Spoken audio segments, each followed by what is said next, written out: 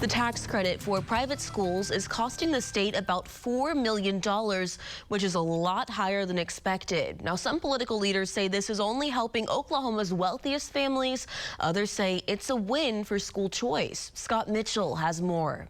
And good morning. Welcome to Your Vote Counts. I'm Scott Mitchell. This is Jon Echols. This is Jason Dunnington. And the controversy of the week, well, there's several of them, but the fact is this private school voucher that was passed, or tax credit, what everybody wants to call, was supposed to cost X. It's costing Y. There's a big discussion about this.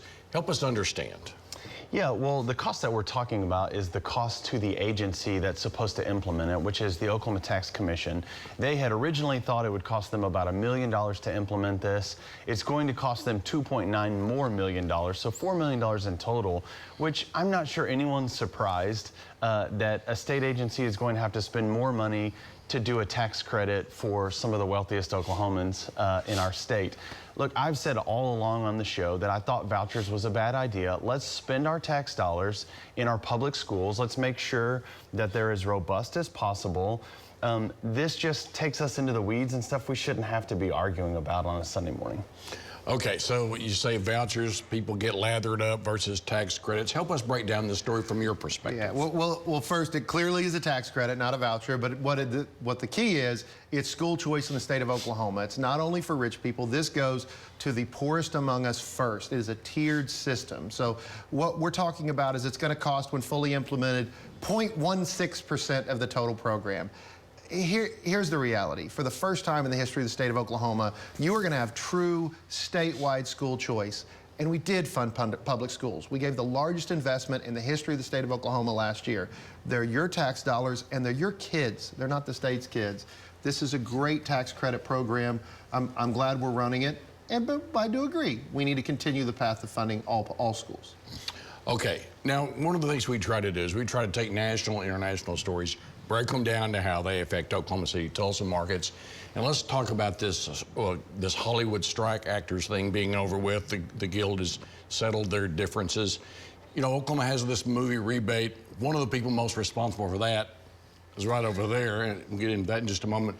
But this really does impact the state of Oklahoma. They're back to work, and we're ready for more business in Oklahoma? Yeah, so the Screen Actors Guild has busted up their strike. They are all back to work. What people don't know is we have a very robust movie industry in the state of Oklahoma. It's really being built, especially with places like Prairie Surf in Oklahoma City. It's doing a great job. Tulsa King did a lot of filming on location in Tulsa.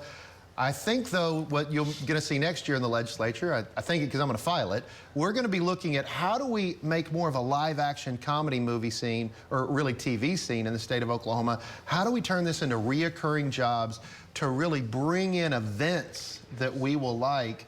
We're going to be running that next year in the legislature, and I hope we get it done. But it's really going well in Oklahoma City and really going well in Tulsa. We'll spread that out into rural Oklahoma. It's good for the state. Okay, now I know what he's going to be involved with. A lot of things, I'm sure. But the one person who had a vision on this is Jason Dunnington. He's in the legislature. You were taking leaders to Hollywood, to Atlanta. You did more than any bureaucrat, and now we're back to work. Tell us what you think. Well, I'm glad that the strike is over, because if you, like me, enjoy to watch a little Netflix on the weekend, you were starting to wonder when are any of the shows going to have the next season. So having the strike over is going to be good for all of our entertainment value. I think it's going to be really good for the state's economy. As my colleague said, Prairie Surf here in Oklahoma City has had lots of work come in. They've welcomed the screen actors back and the writers. You've also got the Cherokee Film Nation, that's film office that's doing a lot in Cherokee Nation. We have a robust film scene in Oklahoma, and it can grow from here. It's nice to see everybody back to work. You called it.